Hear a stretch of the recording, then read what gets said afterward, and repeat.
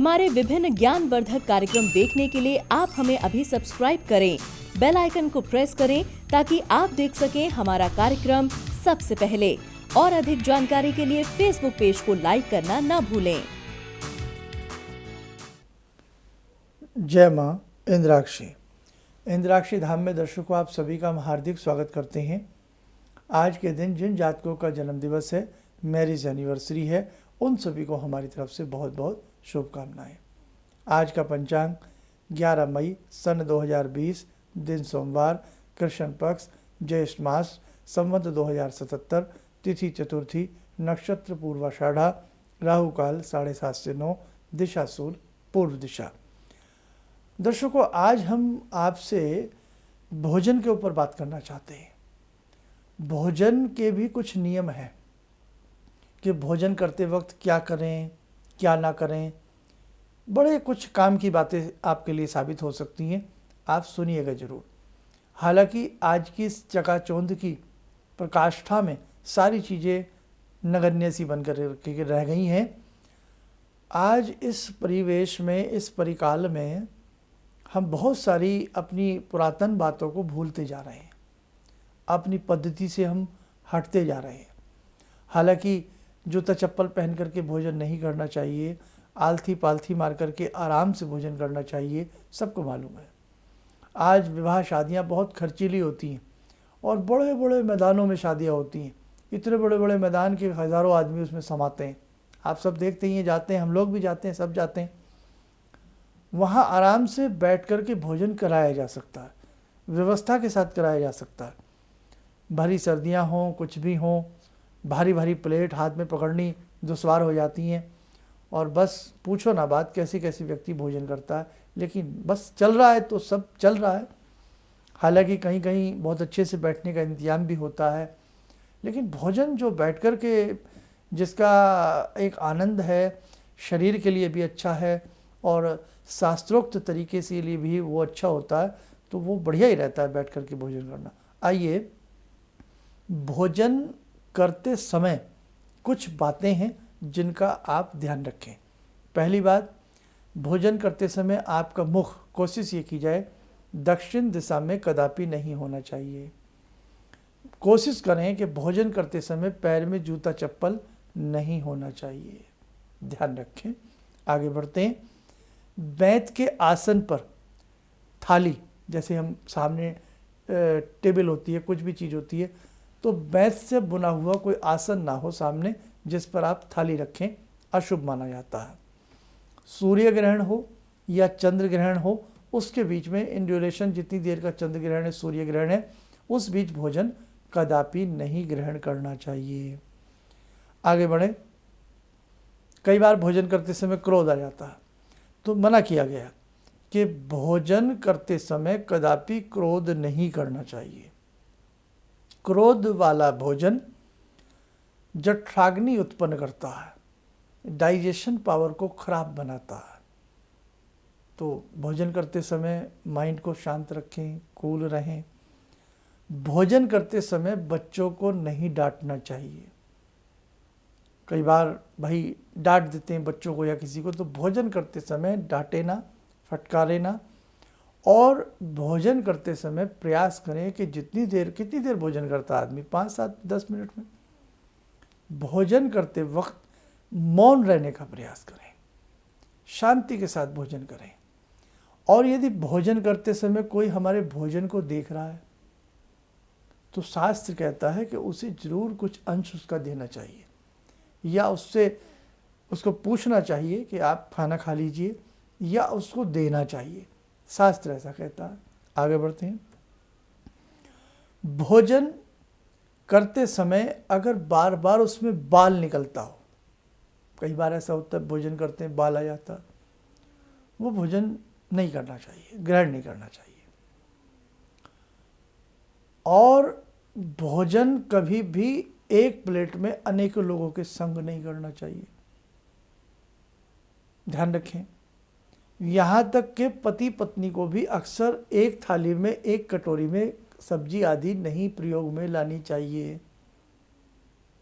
अब आप कहेंगे नहीं, ये कोई भेदभाव नहीं है, ये सही बात है, बिल्कुल सही बात है।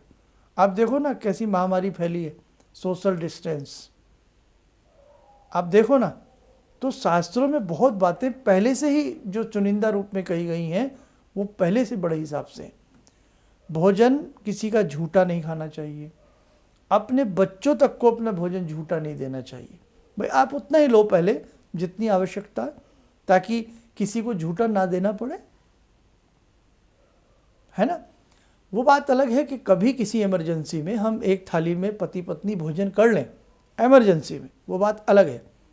लेकिन अक्सर प्राय एक थाली में पति पत्नी को भी भोजन नहीं खाना चाहिए, शुद्धता की दृष्टि से।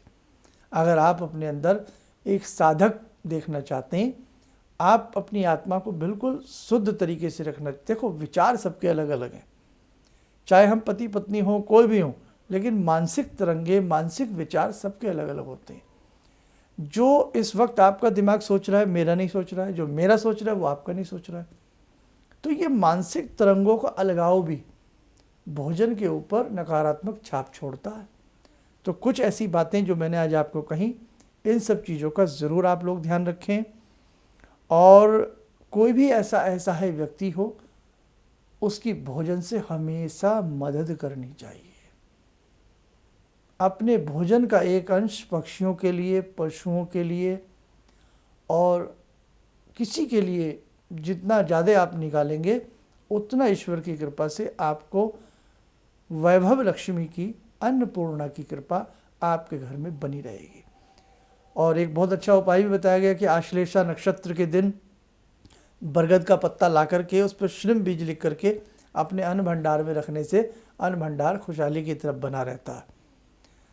7 तरह का अनाज थोड़ा सा कटोरी में रख करके माँ अन्नपूर्णा के नाम का हर संध्या दीप जलाने से भी उस अन्न घर में बरकत बनी रहती है। और ये दीप रसोई में जलाएं।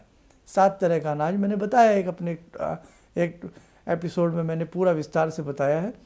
छोटा सा बता देता हूँ आपको थोड़ा सा, कि कटोरी में, एक डिश प्लेट में, किसी में भी 7 तरह का अनाज थोड़ा सा रख लें और उसी में छोटा सा एक दीप रख करके शाम के समय, रोज़ नहीं हो सकता तो हर थर्सडे जय मां अन्नपूर्णा बोल करके दीप जलाना चाहिए। 1-2 महीने तक वो अनाज जो का तू रखा रहने दे, रोज़ आप दीप की बत्ती बदलते रहें, या दीप साफ़ करके कोई पीतल का रख लें, किसी चीज़ का रख लें, चांदी का रख लें, रोज़ उसे मांझ साफ़ करके अनाज वही चला लें। जब 10, 15, 20 दिन हो जाए तो वो अनाज जो है पक्षियों को डाल सकते हैं, नया फिर रख सकते हैं। ऐसा करने से भी अन्न के भंडार अच्छे होते हैं, अच्छा लाभ मिलता है। बातें तो बहुत हैं, पर नहीं चाहता मैं आपका बहुत ज़्यादा समय लूँ, इसलिए प्रतिदिन सुबह 7 बजे ये कार्यक्रम आता है इंद्राक्षी धाम के नाम से। आप इसे सुनते रहिए, देखते रहिए, बहुत सारी चीज़ें आपको पता लगती रहेंगी। आइए दर्शकों, समय और चला ध्यानमाला का। आज की ध्यानमाला में जुड़ते हैं माँ भगवती दुर्गा से। ॐ सिन्दूरारुणविग्रहां त्रिनयनां माणिक्यमूलस्फुरात् स्तारानायकशेखरं स्मितमुखी भापेन वक्षोरुवां पाणिभ्यामलपूर्णरत्नचषकां रत्नोत्परां बिभ्रति सौम्यां रत्नगटस्थरक्तचरणां ध्यायेत्परामम्बिकां खड्गं चक्रगदेषु चापपरिगान् शूलम्बुशोण्डिं शिरा शङ्खं संदधतीं करे स्त्रीनयनां सर्वाङ्गभूषावृतां नीलास्मद्युतिमास्य पाददशकां सेवे महाकालिकां यामास्तो स्वपितैहरो कमलजो हन्तुं मधुं कैटवं विद्युद्दामसमप्रभां मृगपते स्कन्दस्थितां भीषणां कन्या विहकरवालखेटविलसा धस्ताविरासेवितां हस्तैश्चक्रगदाशिखेटविशिखां चापं गुणं तर्जनीं बिभ्राणामलिलात्मिकां शशिधरां दुर्गां नेत्रां भजे। कवच बना लें, ध्यान करें माँ भगवती का कि सभी के ऊपर आशीर्वाद बरस रहा है।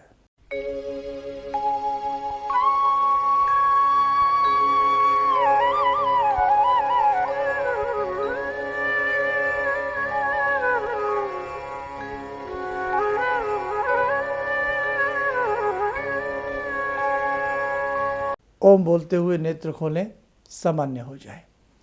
देखो दर्शकों, एक संदेश हमारे संस्थान में बहुत लोगों की वैदिक जन्मपत्रियां बनने के लिए आई हुई हैं और कुछ लोगों की बहुत मार्च से भी पहली बुकिंग की हैं।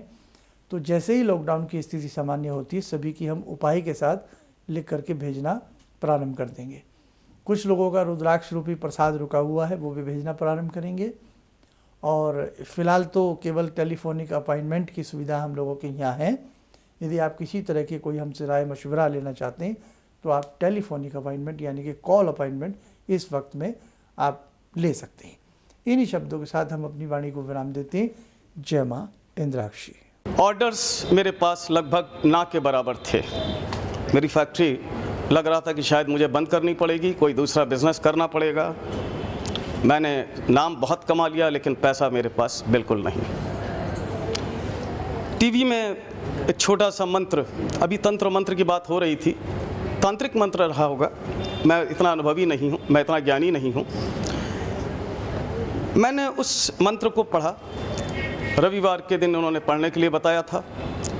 मैंने मंत्र पढ़ा, भंवर वीर तू चेला मेरा, खोल दुकान कहा कर मेरा। मैंने उन दानों को बिखेरा और आप यकीन नहीं मानेंगे, मेरे दोपहर के समय में ही मेरे पास फ़ोन आने लगे, ऑर्डर्स। आज की तारीख में मैं इतना परेशान हूँ, इतने ऑर्डर्स हैं मेरे पास, लेकिन आज भी मैं परेशान हूँ क्योंकि मैं उन ऑर्डर्स को एग्जीक्यूट नहीं कर सकता। अभी भी मुझे आपकी ही शरण चाहिए। ऑर्डर्स मेरे पास बहुत हैं। किसी भी समस्या के समाधान के लिए मिले प्रसिद्ध हस्तरेखा एवं वास्तु विशेषज्ञ प्रोफेसर धर्मेंद्र शर्मा जी से। नोट: शिविर में भाग लेने हेतु एवं व्यक्तिगत रूप से मिलने के लिए कॉल करने का समय सुबह 10 बजे से शाम 6 बजे तक। हमारे विभिन्न ज्ञानवर्धक कार्यक्रम देखने के लिए आप हमें अभी सब्सक्राइब करें, बेल आइकन को प्रेस करें ताकि आप देख सकें हमारा कार्यक्रम सबसे पहले। और अधिक जानकारी के लिए फेसबुक पेज को लाइक करना न भूलें।